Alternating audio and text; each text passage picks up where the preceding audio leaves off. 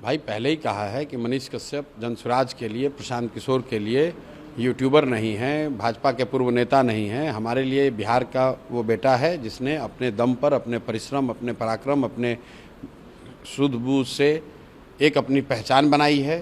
बिहार के लिए कुछ करना चाहते हैं और जनसुराज वो व्यवस्था है जो ये अवसर देता है हर उस युवा को, हर उस व्यक्ति को जो बिहार के लिए कुछ करना चाहता है। अब अगर ये जनसुराज से जुड़े हैं तो इनकी मैं बड़ी भूमिका देखता हूँ कि आगे चलकर ये जनसुराज में इसके साथ जुड़कर बिहार के बदलाव के इस अभियान में एक बड़ी भूमिका अदा करेंगे। सर, राज ठाकरे का एक स्टेटमेंट आया कि जो भी मराठी नहीं बोलता हो उसके कान के नीचे बजाओ, इसको आप राज ठाकरे के पिताजी का ये देश नहीं है, ठीक है ना। राज ठाकरे का पिताजी का देश नहीं है, ये सब लुम्पन एलिमेंट है। बॉम्बे में अपने घर में बैठकर बाघ बन रहे हैं। राज ठाकरे अपने घर में बैठकर कोई किसी को गाली दे सकता है और ये उनके संस्कार को दिखाता है, उनकी बेवकूफ़ी को दिखाता है। अपने घर में बैठकर किसी दूसरे को, गरीब को, कोई वहाँ काम करने गया है उसको 2 थप्पड़ मारते हो, ये कोई बहादुरी नहीं है, ये कोई बहादुरी नहीं है। तो दोनों भाई एक साथ आ गए। अरे दोनों भाई एक साथ आ जाए, 4 भाई साथ में आ जाएं। ये दोनों भाई पहले साथ में नहीं थे तो क्या कर लिया राज ठाकरे, क्या कर लिए? दोनों भाई साथ में रहेंगे तो क्या कर लेंगे? आप वहाँ मार दीजिएगा किसी को। राज ठाकरे का कुछ नहीं है, वहाँ पर दोषी भाजपा है, भाजपा की सरकार है। वहाँ पर दोषी कांग्रेस है, कांग्रेस उद्धव जी के शिवसेना के साथ उनका गठबंधन है। तेजस्वी यादव को यहाँ बोलना चाहिए। ये लोग उद्धव ठाकरे के साथ बैठ कर चाय पीते हैं, राहुल गांधी बैठ कर चाय पी रहे हैं। जब हम लोग शिवसेना को हमने मदद की तो हमने उनसे आश्वासन लिया था कि बिहार के हिंदी भाषी लोगों को बॉम्बे में, महाराष्ट्र में कोई भी नुकसान नहीं होना चाहिए, कोई भी मारपीट नहीं होनी चाहिए, अपशब्द उनके साथ नहीं होना चाहिए। और आप ANI के रिपोर्टर हैं, आप जाकर चेक करा लीजिए। 2020 से लेकर इस घटना से पहले तक एक भी शिवसेना की ओर से कोई ऐसी घटना बिहारियों के प्रति, हिंदी भाषियों के प्रति नहीं हुई है। ये वापस से फिर से शुरू हुआ है क्योंकि वहाँ पर मुंबई म्यूनसिपल कॉरपोरेशन का इलेक्शन है और वहाँ मराठी वोट लेने की लड़ाई है और उस चक्कर में गरीब हिंदी भाषी लोग, बिहार के लोगों के साथ मारपीट हो रही है। दोनों भाई एक साथ आए हैं, क्या कुछ नहीं होगा। दोनों भाई आ जाए, 4 भाई आ जाए, उससे कुछ नहीं होगा। उद्धव ठाकरे ने भी कहा है कि मराठी अस्मिता को बचाना। अरे आप लोग जबरदस्ती का इनको हीरो बना रहे हैं यार। महाराष्ट्र तो आज तक जीत नहीं पाए। महाराष्ट्र में हमसे ज़्यादा उनको नहीं ना कोई जानता है। महाराष्ट्र और कोंकण को छोड़ दीजिए तो इनको विदर्भ में कोई नहीं जानता है, मराठवाड़ा में कोई नहीं जानता है, वेस्टर्न महाराष्ट्र में कोई नहीं जानता है। और ये बिहार और देश की क्या बात करेंगे? मैं आपको फिर से दोहरा रहा हूँ। आप कहते हैं कि आप सनातन को मानते हैं, हिंदू धर्म को मानते हैं। हिंदू धर्म के हिसाब से भी देखिए तो अपने यहाँ घर में, आपके गांव में, आपके शहर में आए हुए किसी असहाय, किसी गरीब को मारना, ये कौन सा धर्म है? अरे तुम्हारा दम है तो जो मजबूत लोग हैं उनसे लड़ो भाई। अगर तुम्हें बिहार के लोगों से इतनी दिक्कत है तो हमसे काहे मदद मांगने आए थे? जाके देखिए फोटो, हमसे मदद मांगने आए थे कि नहीं? हम मराठी बोलते हैं, हमसे काहे मदद मांगने आए थे? हम भी तो बिहार के ही हैं। ये यही धर्म सिखाता है। किसी अपने से कमज़ोर व्यक्ति पर अत्याचार करना, ये ना धर्म है ना राजनीति है, ये सिर्फ बदमाशी है और कुछ नहीं।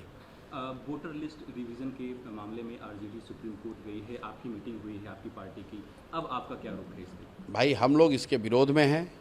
हम लोग का स्पष्ट मत है कि लोकसभा के दौरान जिस वोटर लिस्ट का प्रयोग किया गया, जिसके दम पर, जिसके आधार पर देश की सरकार का चुनाव हुआ, जिसकी वजह से आज प्रधानमंत्री के तौर पर मोदी जी देश में बैठे हुए हैं, उस वोटर लिस्ट को भी तो इसी इलेक्शन कमीशन ने बनाया था।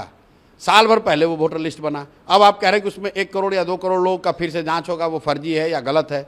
तो क्या मोदी जी को गलत लोगों ने वोट देकर प्रधानमंत्री बनाया है? क्या फिर से दोबारा चुनाव कराएंगे लोकसभा का? तो हम लोग का स्पष्ट मत है कि जो लोकसभा के दौरान जो वोटर लिस्ट था उसी का उपयोग होना चाहिए। उसको आप संशोधित इस नज़रिए से कर सकते हैं कि अगर किसी की मृत्यु हो गई है तो उसका नाम काट दीजिए, कोई यहाँ से छोड़कर चला गया उसका नाम काट दीजिए, और जिसकी उम्र 18 वर्ष से ज़्यादा 1 जनवरी को हो गई है उसका नाम जोड़ दीजिए।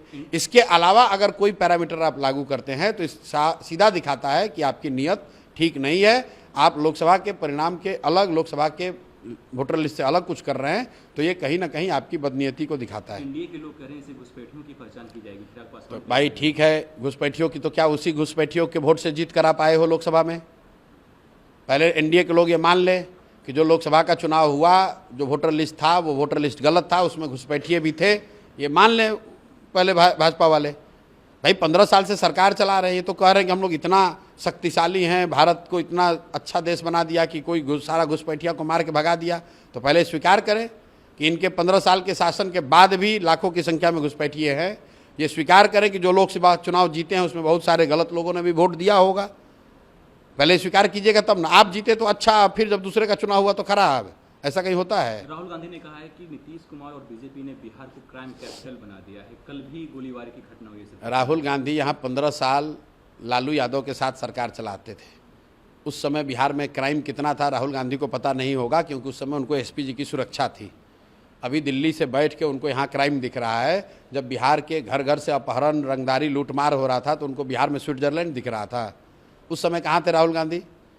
तो अब यहाँ 10 MP 12 MP का वहाँ मदद मिल रहा था। यूपीए में लालू जी ने उनकी मदद की तो उस समय उनको बिहार अच्छा दिख रहा था। आज नीतीश कुमार छोड़कर राहुल गांधी को नेता मान लें तो उनको फिर बिहार में स्विट्जरलैंड दिखने लगेगा। इसी बिहार में तो इसी नीतीश कुमार के साथ आकर यहाँ इंडिया गठबंधन बनाए थे। उस समय बिहार अच्छा दिख रहा था।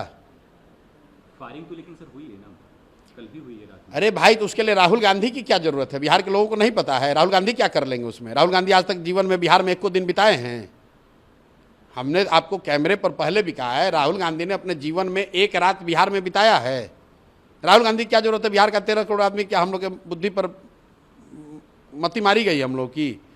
हम लोग सक्षम हैं अपना राज्य सुधारने के लिए। उसके लिए राहुल गांधी के एक्सपर्ट एडवाइजरी की जरूरत नहीं है। यही लोगों ने तो मिलकर बिहार को बर्बाद किया है। 40 साल उनके पार्टी का शासन था, काहे नहीं सुधारे? जब लालू जी को 10 साल समर्थन दे रहे थे, जंगल राज, कोर्ट ने कहा बिहार में जंगल राज है, तब काहे नहीं सुधारे?